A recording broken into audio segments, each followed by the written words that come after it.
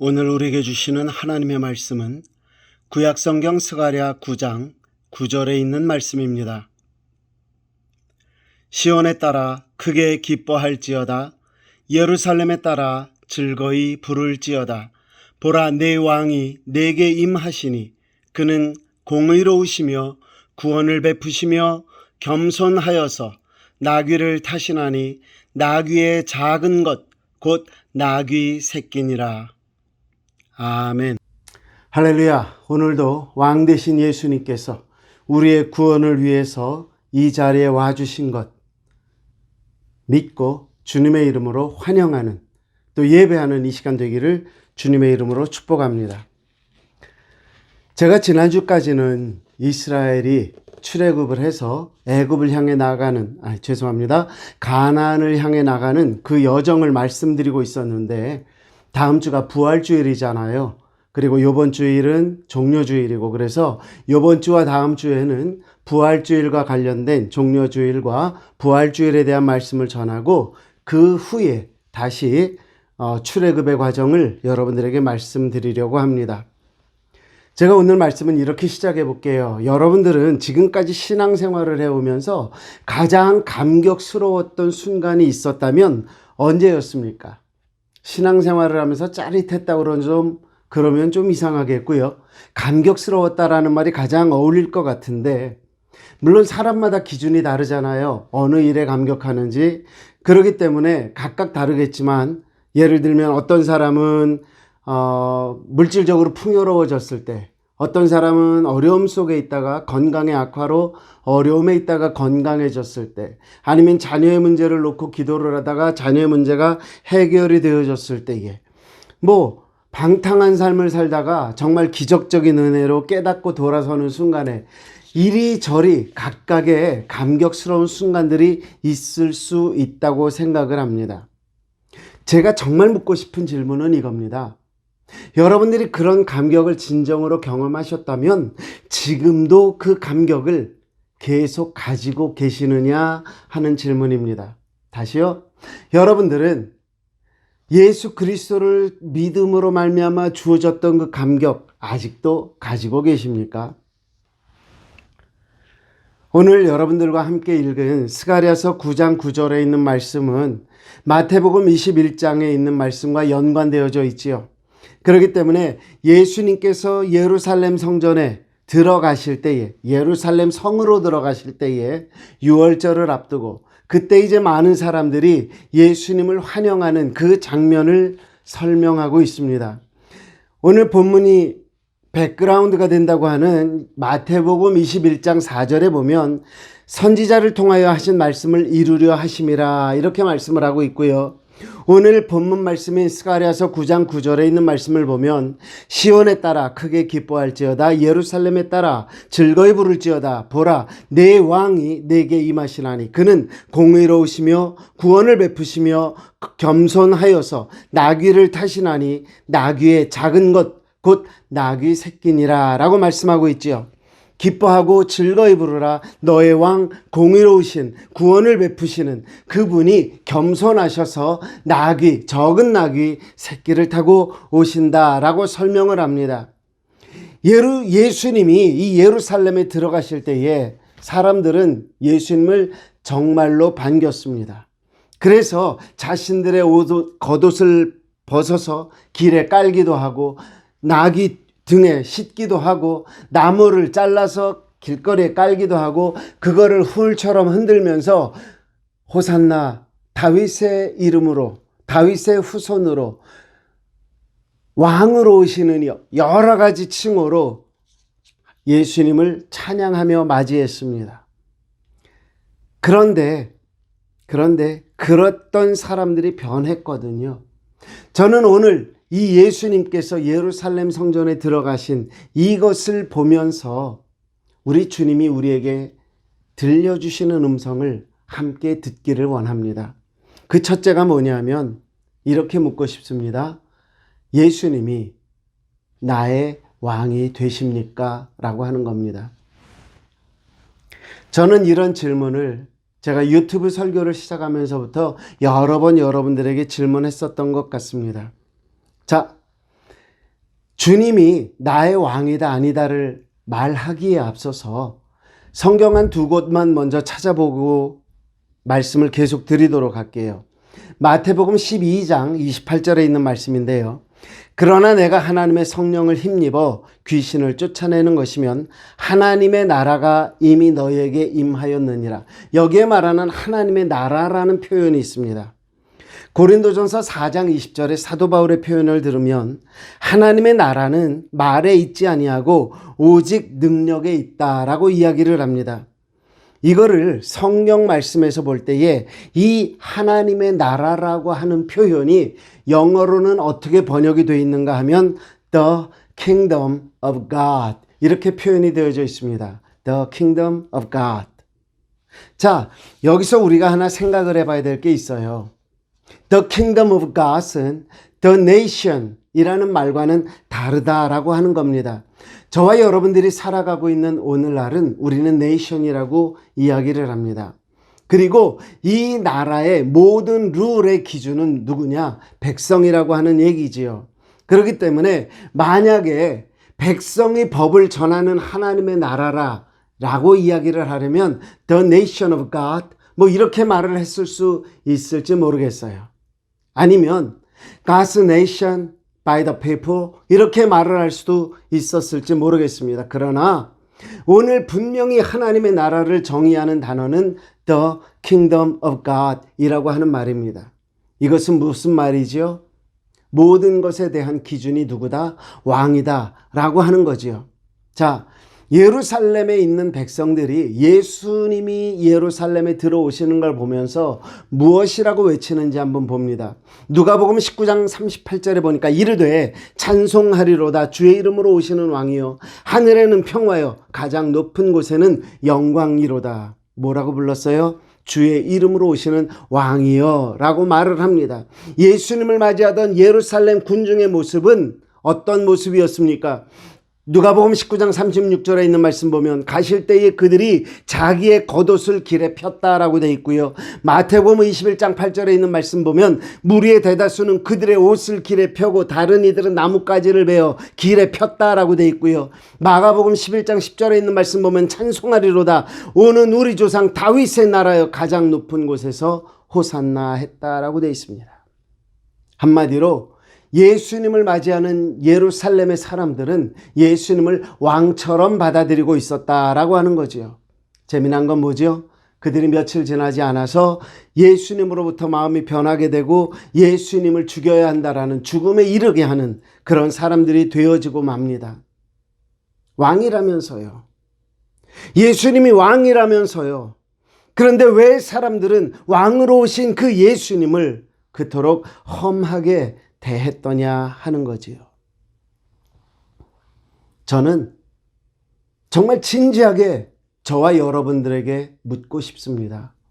진짜로 예수님이 내 왕이 되어 계십니까? 진짜 하나님이 내 삶의 왕이 되셨느냐 하는 겁니다. 제가 2주 전인가요? 그런 말씀 드렸습니다. 우리는 하나님을 왕이라고 하면서도 결국 우리가 찾고 있는 건 뭐다? 내 말을 들어주고 내가 원하는 것을 해주는 그 신을 우리는 왕이라고 하는 것 같다라고 말씀드렸습니다. 아무리 겉옷을 벗어서 길에 깔고 아무리 나뭇가지를 잘라서 길에 깔고 흔들어대도 그들의 이름으로 호산나 다윗의 자손이여 뭐 왕이여 뭐라고 부르든 그것과 상관없이 하나님을 진정으로 인정하는 예수 그리스도를 내 삶의 주인으로 인정하는 왕으로 인정하는 그 진정성이 없다 그러면 우리의 외침은 우리가 인정한다고 하는 그 모든 고백은 다 거짓에 불과하다라고 하는 거지요. 최근에 제가 굉장히 사랑하는 목사님이 있는데 그 목사님이 설교를 하시면서 이런 표현을 하시더라고요. 여러분, 하나님은 우리의 마음을 다 아십니다. 우리의 형편을 다 아십니다. 그렇지 않습니까? 성도님들이 아멘 하시더라고요. 그랬더니 목사님이 거기서 기가 막힌 반전의 한 말씀을 날리시더라고요. 그게 뭐냐면 근데 알기만 하시는 것 같아요. 알기만 하시는 것 같아요. 왜 그런 반전을 그 목사님이 하셨는지 저는 정확히 압니다. 하나님은 우리의 모든 형편을 알고 계셔요. 그런데 sometimes 하나님은 아무런 액션도 취하지 않으시거든요.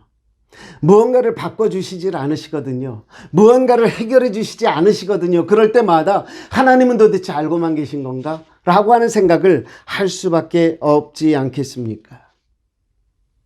그런데 오늘 말씀이 저와 여러분들에게 주시는 가장 중요한 핵심은 뭘까요?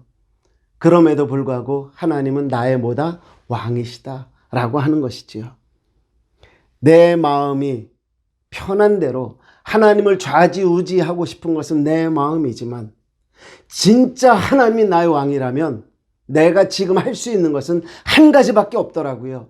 그게 뭔 줄 아십니까? 하나님을 믿는 거예요. 하나님을 인정하는 거예요. 아무리 힘들어도, 아무리 코로나가 나를 집어삼킬 듯 덤빈다고 하여도 진짜 하나님이 저와 여러분의 왕이시라면 무엇밖에 할 수 없다? 믿을 수밖에 없다. 받아들일 수밖에 없다. 다시 한번 질문합니다. 하나님은 나의 왕이 되십니까? 하나님은 내 삶의 주인이 되십니까? 저는 오늘 말씀 속에서 그 변하는 이스라엘, 그 예루살렘에 있는 주민들을 보면서 깨달은 것이 바로 이겁니다. 하나님이 나의 왕인가? 오늘 말씀에서 두 번째로 우리에게 알게 하시는 건 뭐냐? 예수님은 어떤 분으로 나에게 오셨느냐라고 하는 겁니다. 예수님은 우리에게 왕으로 오셨어요. 앞에서 말씀드린 것처럼. 그러나 스가랴서가 우리에게 말하고 있는 또 한 가지의 주제는 뭐냐면 예수님은 우리에게 어떤 분으로 오셨느냐? 구원자로 오셨다라고 하는 겁니다. 제가 만약에 여러분들에게 예수님은 여러분들에게 어떤 분이십니까? 라고 물어본다면 어떤 분들은 대답하기가 쉬울지 모르겠어요. 그런데 어떤 분들은 대답하기가 어려울 수도 있습니다. 그 차이는 이거죠. 내가 예수 그리스도를 경험한 사람은 대답이 쉽습니다. 그런데 내가 예수 그리스도를 경험하지 못했다라고 하면은요, 그분의 입에서 나오는 예수님에 대한 고백은 지식적인 대답밖에 있을 수가 없어요. 즉 지식이라고 하는, 생각이라고 하는 그 속에 갇혀있는 예수님밖에는 고백할 것이 없다라는 거죠. 분명히 예수님이 예루살렘에 들어가신 이유는 뭐냐? 십자가에서 죽게 되는, 우리의 죄를 대신 지고 죽으시는 그 그리스도에 대한 하나님의 예언이 성취되기 위해서 들어가신 것은 맞습니다. 그런데 예루살렘에 들어가시는 그 예수님에 대해서 오늘 스가랴서 본문은 무엇라고 말씀을 했습니까? 9장 9절에 있는 말씀 다시 한번 보면 보라 내 왕이 내게 임하리니 해놓고요. 그는 공의로우시며 구원을 베푸시며 겸손하여서 나귀를 타시나니 나귀의 작은 것 곧 나귀 새끼를 타신다라고 네 가지 정도를 이야기합니다. 다시요. 공의로우시대요. 구원을 베푸신대요. 겸손하시대요. 작은 나귀 새끼를 타신대요. 이 말씀이 우리에게 주시고 계시는 의미가 있을 것이라고 생각지 않으십니까? 저는 이 말씀을 주로 묵상을 해보았습니다. 공의롭다라는 말이 뭘까? 여러분, 공의가 뭐지요? 영어로 말하면 아마 저스티스가 될 겁니다. 정의라고 하는 걸 겁니다. 옳고 그름에 대한, 죄와 선과에 대한 분명한 구분을 이야기할 겁니다. 하나님은 어떤 분이셔요? 죄를 용납하지 아니하시는 분이지요. 그렇기 때문에 이 공의라는 것을 통해서 하나님이 저와 여러분들에게 말씀하고 싶어 하시는 건 과연 뭘까요? 죄라는 것에 대해서 말씀하고 싶어 하시는 것 같습니다. 무엇을 말씀하시는 거예요? 로마서 3장 10절에 있는 말씀 보니까 기록된 바 의인은 없나니 하나도 없다. 죄인은 드글드글하지만 이 세상에 의인이라고 할 수 있는 자는 하나도 없다라고 말씀합니다. 그러면 이 말씀대로라면 우리가 어떤 행위를 하든지 우리는 다 뭐다? 죄인이다라는 거죠. 죄인이 가지는 의미는 뭡니까? 로마서 5장 12절에 있는 말씀 보니까 그러므로 한 사람으로 말미암아 죄가 세상에 들어오고 죄로 말미암아 사망이 들어왔다. 죄로 말미암아 뭐가 들어와요? 사망이 들어왔어요. 그러니까 우리는 결국 어떤 존재냐? 죽을 수밖에 없는 존재다라는 거죠. 예수님께서 예루살렘에 들어오실 때에 그가 공의로우셨대요. 무슨 말이에요? 너희는 죽을 수밖에 없는 존재다라는 것을 우리에게 알리기 위해서 오셨다라는 이야기가 되죠. 다시요? 오늘 내가 주님을 내 마음속에 내 삶의 주인으로 영접하는 순간 우리가 깨닫게 되는 게 뭐죠? 나는 죽을 수밖에 없는 죄인입니다. 그렇지 않습니까? 그런데 그 다음에 그는 공의로우실 뿐만 아니라 그 다음에 나오는 말씀은 뭐죠? 구원을 베푸시며 라고 되어 있습니다. 구원을 베푼다는 말, 이것을 갖다가 그 서술된 형태로 봤을 때는요, 누군가는 구원을 베푸는 거고요, 누군가는 베풀어진 구원을 얻는 거예요. 자, 예수 그리스도는 구원을 베푸시며 그랬어요. 그럼 그 구원을 베푸시는 것에 대한 수혜자는 누굽니까? 바로 저와 여러분입니다. 예수님이 이 세상에 오시면서 공의로우실 뿐만 아니라 무엇을 가지고 오셨어요? 구원의 방법을 가지고 오셨어요. 그래서 우리들 모두에게 그 구원의 방법을 나누어 주셨다라고 하는 거죠. 즉, 오늘 본문이 우리에게 분명히 말씀하고 있는 건 너희는 죽을 수밖에 없는 죄인이지만 내가 온 이유는 너희를 살리러 왔다. 그 말씀하시는 것 아니겠느냐 하는 거죠. 이사야서 45장 21절의 말씀에 보니까 이렇게 돼 있어요. 너희는 알리며 진술하고 또 함께 의논하여 보라. 이 일을 옛부터 듣게 한 자가 누구냐? 이전부터 그것을 알게 한 자가 누구냐? 나 여호와가 아니냐? 나 외에 다른 신이 없나니 나는 공의를 행하며 구원을 베푸는 하나님이라. 공의를 행한대요. 죄와 구원받을 만한 의의를 나누시겠다는 이야기죠. 그런데 거기서 끝나는 게 아니라 무엇을 베풀어요? 구원을 베푸신다라고 말씀합니다. 여러분, 예수님께서 예루살렘 성으로 들어오시는 속에서 우리가 우선적으로 봐야 되는 건 그분의 공의를 통한 죄입니다. 그러나 거기서 끝난 게 아니에요. 죄로 말미암아 죽을 수밖에 없는 우리에게 우리 주님은 무엇을 베풀기 위해서 오셨다? 구원을 베풀기 위해 오셨다. 그런데 여기서 느닷없이 튀어나오는 겸손이라는 단어가 있습니다. 그래서 그는 어때요? 겸손하여서 이렇게 돼 있거든요. 그래서 겸손이라는 단어가 저를 굉장히 혼란스럽게 만들었습니다. 도대체 겸손이 무슨 뜻일까? 원어를 찾아봤어요. 원어에 찾아봤더니 겸손이라는, 험블이라는 뜻도 물론 있습니다. 그러나 그 사전적인 정의 속에 제 눈에 갑자기 띄어졌던 것은 고통받은 이라는 의미였습니다. 고통이라는 의미. 예수님이 겸손하셨다는 이야기는 뭐죠? 우리를 위하여 무엇을 받으셨다? 고통을 받으셨다. 고난을 받으셨다. 무엇 때문에? 바로 우리의 죄 때문에 그러죠. 우리가 잘 알고 있는 말씀, 이사야서 53장 4절에 있는 말씀 보면 이런 말씀이 있죠. 그는 실로 우리의 질고를 지고 우리의 슬픔을 당하였다라고 말을 하죠. 우리는 생각하기를 그는 징벌을 받아 하나님께 맞으며 고난을 당한다 하였노라. 그런데 예수님의 고난은 무엇 때문입니까? 우리의 질고예요. 우리가 죄 때문에 졌어야 할 그 벌든이라는 이야기입니다. 그런데 예수님이 지셨다라는 거죠. 왜요? 우리에게 무엇을 주시기 위해서? 구원을 베풀어 주시기 위해서 지셨다라고 하는 겁니다. 그러고 보면 예수님께서 예루살렘으로 들어오시는 그 과정 속에서 우리에게 보여주시는 것은 뭡니까?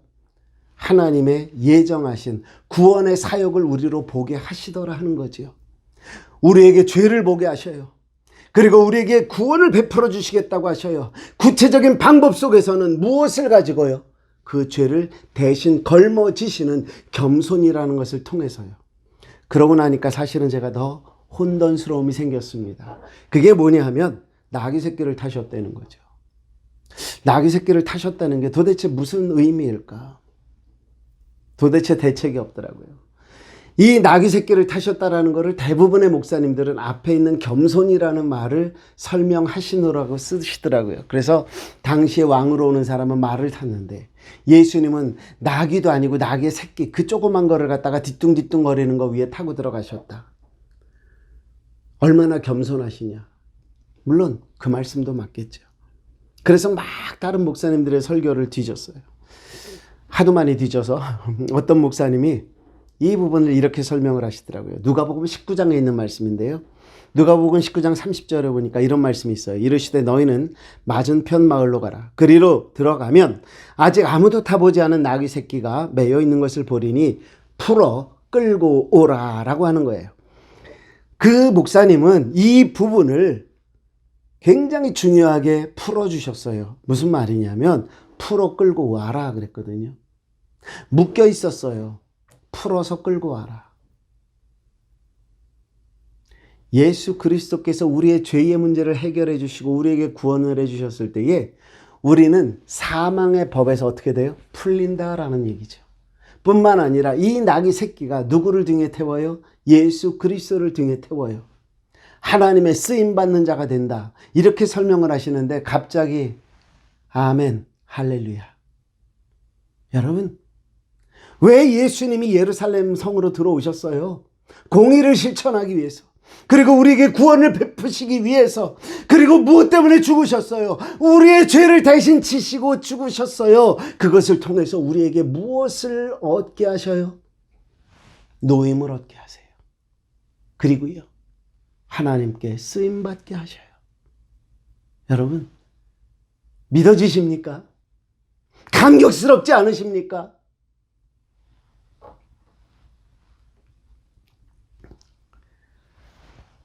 한번 생각해 봐요. 당신은 나의 왕입니다. 왕이신 나의 하나님, 내가 주를 높이고 라고까지는 아는데 여전히 내가 원하는 건 뭐죠? 하나님이 내 말을 들어주셨으면 좋겠어요. 내가 원하는 대로 해주셨으면 좋겠어요. 나는 여전히 그러고 있지 아니하느냐 이거죠. 여러분, 왜 이렇게 됐을까요?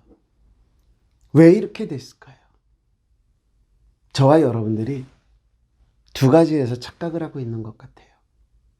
하나는 예수님께서 너는 나를 누구냐라고 할 때에 당당하게 고백할 수 있는 예수님을 제대로 체험하지 못한 것 같아요. 주님은 나의 왕이십니다. 진짜 그렇게 체험을 했으면요, 순종해야지요. 복종해야지요.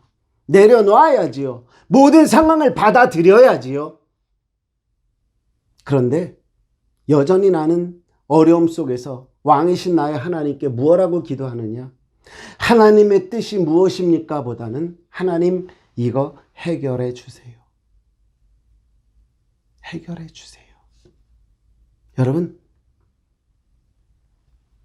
우리의 고백이 잘못됐다는 거예요. 우리의 믿음이 잘못되어 있다는 거예요.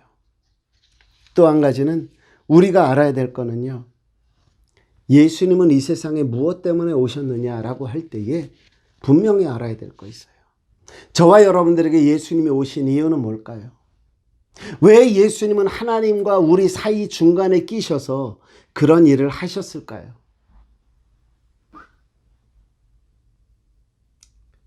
우리의 일을 위해서가 아니라 누구의 일을 위해서? 하나님의 일을 위해서.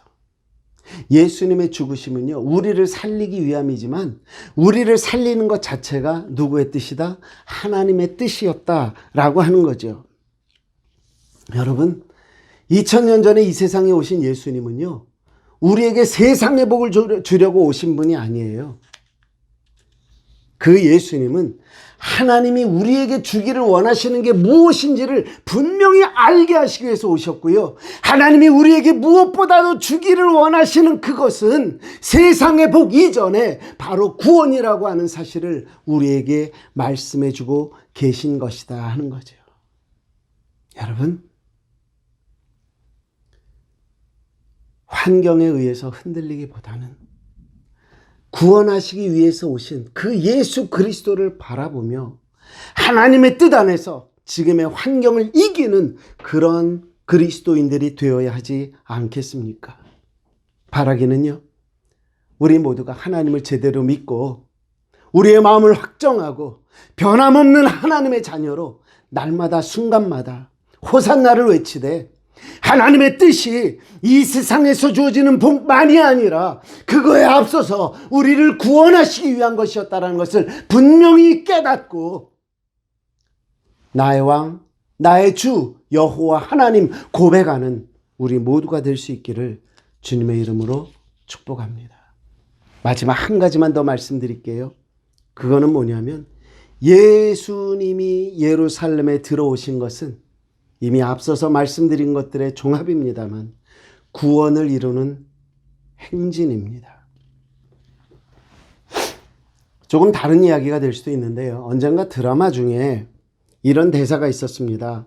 사과를 받는 사람이 받는 사과가 아니면 그 사과는 진정한 사과가 아니다.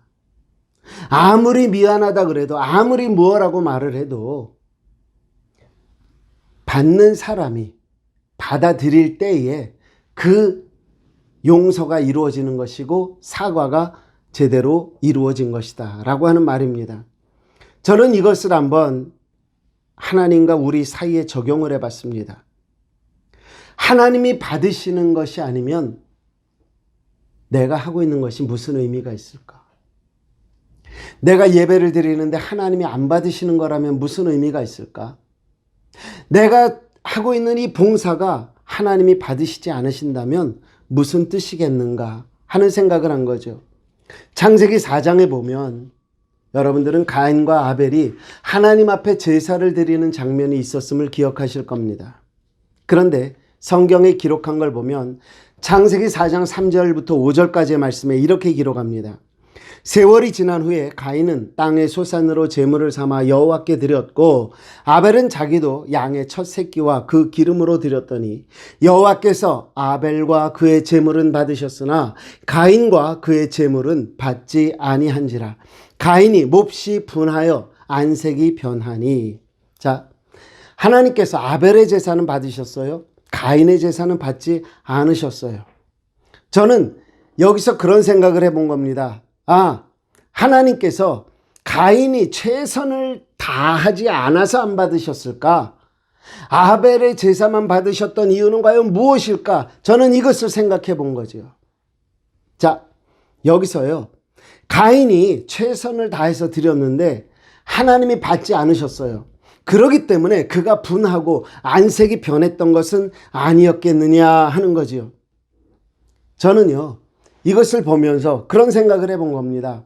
우리가 최선을 다해서 드려도, 우리가 내 힘을 다해서 드려도 하나님이 안 받으실 수도 있다라고 하는 거죠. 그럼 우리는 그 이유를 찾아야 될 것 같아요. 우리가 잘 알고 있는 말씀 사무엘상 15장 22절에 이런 말씀 있죠. 사무엘이 이르되 여호와께서 번제와 다른 제사를 그의 목소리를 청종하는 것을 좋아하심 같이 좋아하시겠나이까? 순종이 제사보다 낫고 듣는 것이 수량의 기름보다 낫습니다 라고 이야기를 합니다.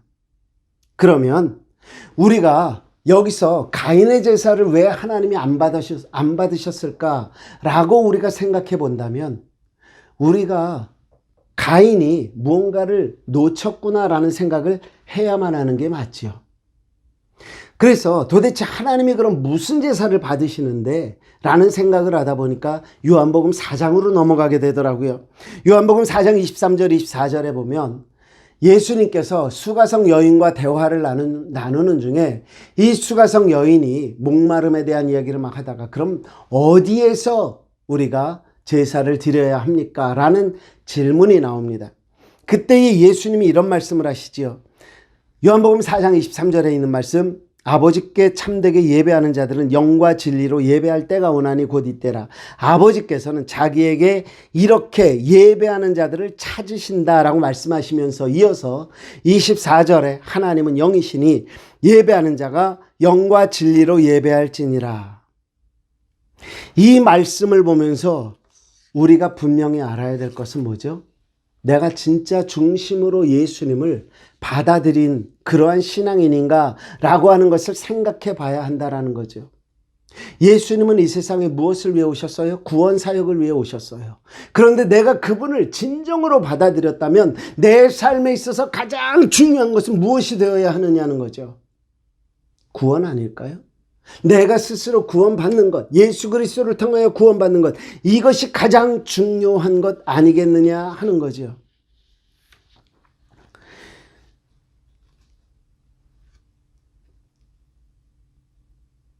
제가 제일 답답한 거는요, 신앙생활을 하면서 저한테 이것저것 얘기를 해요.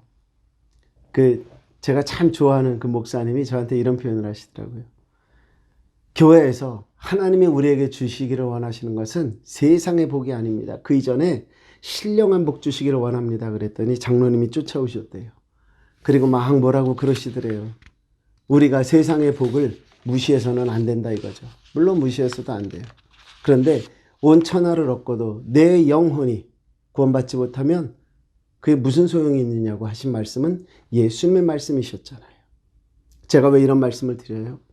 여러분, 저와 여러분들에게서 가장 소중한 것은 우리는 알고 예수님을 믿어야 된다라는 얘기죠. 예수님이 이 세상에 오신 목적은 무엇 때문이다? 구원 때문이다. 그런데 내가 예수님 앞에 구하는 건 뭐다? 구원이 아니에요. 내 삶의 문제 해결해 주세요. 나에게 세상의 복 주세요. 이거를 구하고 있다면 예수님이 오신 목적과 빗나간 것을 구하는 나에게 과연 응답이 있을까 하는 이야기입니다. 많은 성서학자들이 신구약을 꿰뚫는 마스터키가 있다라고 표현을 하는 성경 구절이 있습니다. 뭔지 아세요? 요한복음 3장 16절입니다. 하나님이 세상을 이처럼 사랑하사 독생자를 주셨으니 이는 그를 믿는 자마다 멸망하지 않고 영생을 얻게 하려 하심이니라. 뭐라고 말씀하셨어요? 독생자를 주시면서까지 원하시는 건 뭐예요? 저들이 멸망하지 않고 영생을 얻는 것이다 라고 하는 거죠. 예수님이 이 세상에 오신 것, 영생 때문에 오셨어요. 그런데 왜 우리는 영생이 아닌 것에 더 목숨을 걸고 하나님 앞에 나아가려고 하느냐 하는 거죠. 다시 가인의 제사로 한번 돌아가 볼게요. 가인의 제사로 돌아가서 보면 저는 가인이 나름대로 최선을 다해서 하나님 앞에 제사를 드렸을 것이라고 믿습니다. 그런데 그가 아벨보다 못한 제사를 드렸다면 스스로 생각할 때 하나님이 받지 않으신 것에 대해서 화를 낼 수 있을까요? 여러분, 내가 정말 공부를 열심히 하지 않았어요. 아니면 운동을 열심히 하지 않았어요. 그런데 그 결과가 별로 안 좋았어요. 그러면 뭐라 그러겠어요? 뭐 내가 안 했는데 어쩌겠어. 그러지 않겠어요? 그런데 누구보다 열심히 했어요. 누구보다 정말 잘했다고 생각을 했는데 1등이 아니라 꼴등이래요. 무슨 생각을 하시겠어요? 어떻게 이럴 수가 있느냐.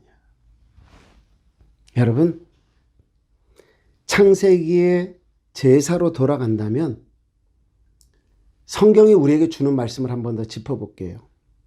가인의 제사에 대해서 창세기 4장 7절에는 이렇게 기록합니다.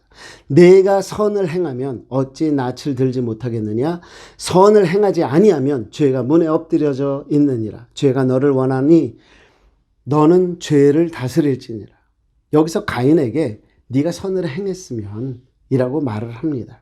자, 그러면 선이 뭔데요? 예수님이 말씀하셨던 선의 근본을 한번 찾아보면요. 마가복음 10장 18절에 예수께서 이르시되 내가 어찌하여 나를 선하다 일컫느냐? 하나님 한 분 외에는 선한 이가 없다. 선이라고 하는 것은 절대선으로서 누구에게만 있는 것이다? 하나님에게만 있는 것이다. 네가 선을 행하였다면 어찌 네가 낯을 들지 못하느냐? 라고 하는 이야기는 네가 내 마음에 합한 제사를 드렸다면 네가 어찌하여 화를 낼 수 있겠느냐? 아니, 내가 어찌하여 안 받았겠느냐? 라고 말씀을 하시는 거겠지요. 여러분, 우리가 이 구절들을 바르게 이해한다면 우리가 기억해야 될 건 뭐죠?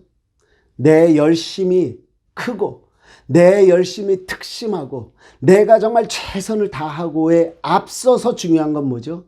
하나님의 뜻이 가르치고 있는 방향이 어디냐? 이것을 깨닫는 것이 더 중요하다라고 하는 거죠. 무슨 말이냐? 성경이 말하는 구원의 조건은요, 무엇을 얼마나 했느냐가 아니라 하나님이 원하는 대로라고 하는 겁니다. 로마서 10장 13절에 보면 이런 말씀이 있어요. 누구든지 주의 이름을 부르는 자는 구원을 얻으리라 라고 말씀을 했습니다. 그래요. 주의 이름을 부르는 자는. 그러면 예수님께서 예루살렘 성으로 들어오는데 그 예루살렘 사람들이 호산나 호산나 주의 이름을 불렀어요. 그런데 그들은 예수 그리스도를 죽이고 말았더라는 거죠. 왜 구원의 자리에 가지 못하고 왜 멸망의 자리에 가게 됐느냐 하는 거죠. 입으로 부르는 거는 의미가 없어요. 지식으로 부르는 거는 의미가 없어요. 부를지라도 하나님이 원하시는 방향, 하나님이 말씀하시는 그 뜻을 마음속으로 품고 부르는 것이 소중한 것이다 라고 하는 것 아니겠느냐 하는 거죠. 하나님을 믿는다고 하면서 하나님이 원하시는 방향으로 가려고 하지 않는다면 우리가 믿는 믿음은 다 그릇된 믿음일 수밖에 없다라는 거죠. 요즘 코로나 때문에 신앙생활이 힘듭니다. 사실입니다. 그런데 제 생각에는요, 이런 기회를 통해서 여러분들은 충분히 자신을 돌아볼 기회를 만드셨을 것 같아요. 물론 어떤 사람은 정신 못 차리고 이제 교회 안 간다, 헌금도 덜 내도 된다, 그러면서 자기 마음대로 살아가는 사람들도 분명히 있을 겁니다. 재정적으로 압박을 받던 어떤 분들은 내가 헌금을 안 내고 이거를 내가 나를 위해서 쓰면 조금 여유가 있을 수도 있겠다 생각을 할 수도 있습니다. 그러나 동시에 그러한 일들을 통해서 무엇을 할 수 있어요? 나 자신을 돌아볼 기회가 되더라 하는 거죠. 이제까지는 내가 원하는 하나님의 모습을 쫓으셨습니까? 그러면 이제는 어떤 하나님의 모습을 따라야 합니까? 성경이 말하고 있는 하나님의 모습을 우리가 따라야 되지 않겠느냐 하는 거죠. 이제까지 교회에서 힘든 수고를 하면서 지치셨습니까? 말씀으로 돌아가서 하나님이 주시는 음성을 듣고 내가 치유받음과 회복함을 경험해야 되지 않겠습니까? 왜냐고요? 오늘 말씀으로 가서 봐요. 공의로 오셔서 죄를 깨닫게 하셨어요. 구원을 베푸셔서 우리를 구원하시겠다고 하셨어요. 어떻게냐고 했더니 겸손을 통하여서 우리의 짐을 지신다고 하셨어요. 그 대신 우리에게 증표를 하나 남겨주셨어요. 뭐예요? 풀림을 받게 하고 자유하게 하고 하나님의 일을 기쁨으로 감당할 수 있는 새끼 나귀가 되게 하시더라 하는 거죠. 한번 돌아보십시다. 내가 호산나 호산나 하고 외칠 때는 어떤 때였나? 내가 원하는 것들을 채워주시는 그리스도를 바라보며 호산나 호산나 하지는 않았나? 그러나 내 삶에서 내 마음대로 풀려나가지 않을 때 나는 예수는 없다, 예수는 나만 미워한다, 예수님은 나를 위해서 하는 것이 없다, 그러면서 예수님을 날마다 못 박던 그런 사람은 아니었었느냐 하는 거죠. 성경이 말하는 예수님의 오심은요, 우리의 영혼을 구원하기 위해서 오셨어요. 상황에 따라서 흔들리는 그런 신앙인이 아니라 예수 그리스도로 말미암아 굳건하게 서 있는 그런 신앙인이 되기를 원하셔서 우리에게 다가오셨다라고 하는 거죠. 오늘 말씀 정리해 보면은요, 예수님이 우리에게 오셨던, 예루살렘 성으로 들어오셨던 1차적인 이유는 분명히 예언의 성취입니다. 그러나 그분이 공의롭게, 그분이 구원을 베푸시고 겸손하고 나귀 새끼를 타신 속에서 우리에게 분명히 전해주시는 말씀은 죄로 말미암아 죽을 수밖에 없는 우리를 구원하시기 위해서 오셨고 그 일을 위해서 우리의 모든 것을 대신 걸머지셨고 우리에게는 자유를 주셨으니 이제 우리가 기쁨으로 그리스도를 바라보며 하나님을 왕으로 삼고 그분의 뜻을 따라 살아야 된다라고 하는 메시지를 주고 계시는 겁니다. 그렇기 때문에 예수 그리스도의 입성은 무엇을 향한 입성이다? 우리를 구원하기 위한, 우리를 자유케 하기 위한 입성이셨다. 예루살렘으로 들어오심이었다라고 하는 거죠. 오늘은 분명히 종료주일입니다. 오늘 여러분들이 맞이하는 예수님을 통해 구원 받으셨음을 확신하십니까? 예수님이 2000년 전 예루살렘 입성을 통해서 우리에게 알게 하셨던 구원의 사건, 그것을 말씀을 통해서 들으시고 믿음으로 아멘으로 고백하시고 나를 위하여 모든 것을 지신 그 예수님 앞에 감사하며 바라기는요, 억지로가 아니라 그리스도가 주신 그 자유함을 통해서 하나님 앞에 감사하면서 기쁨으로 하나님이 원하시는 그 방향으로 하나님의 뜻을 따라서 한 걸음 한 걸음 나아가는 저와 여러분들이 될 수 있기를 주님의 이름으로 축복합니다. 좋으신 아버지 고맙습니다. 예수님께서 오신 이유는 단순한 예언의 성취만은 아니셨습니다. 그 예수님께서 예루살렘에 들어오심을 통해서 우리는 많은 것을 배울 수 있었습니다. 과연 나의 왕으로 오셨는가? 그는 나에게 왕으로 오셨지만 분명히 나의 죄를 깨닫게 하시고 나에게 구원을 베푸시며 겸손을 통하여 나의 짐을 지시고 풀림을 통하여 나를 자유케 하셨는데 과연 나는 어떠한 예수 그리스도를 모시고 살아가는가 깨닫게 하시니 감사합니다. 바라기는 아버지 하나님, 우리 모두가 예수님께서 예루살렘 성전으로 들어온 이 날을 기억하면서 구원을 향하여 한 걸음 한 걸음 걸어가는 그 예수님의 발자국을 바라보면서 구원받은 감격과 구원을 위하여 쓰임받는 그 즐거움의 자리로 함께 나아가는 우리 모두가 될 수 있도록 인도하시고 축복하여 주옵소서. 감사합니다. 예수님 이름으로 기도드립니다. 아멘. 공의의 하나님, 구원을 베푸시는 하나님, 우리의 죄를 지신 하나님, 그분께서 주시는 그 자유를 가지고 스스로의 힘으로 주님의 뒤를 따르는 하나님의 자녀들 되시기를 주님의 이름으로 축복합니다. 한 주간 동안 주님의 고난을 묵상하며 하나님이 주신 은혜 가득가득 넘치는 그러한 삶이 되시기를 다시 한번 주님의 이름으로 축복합니다.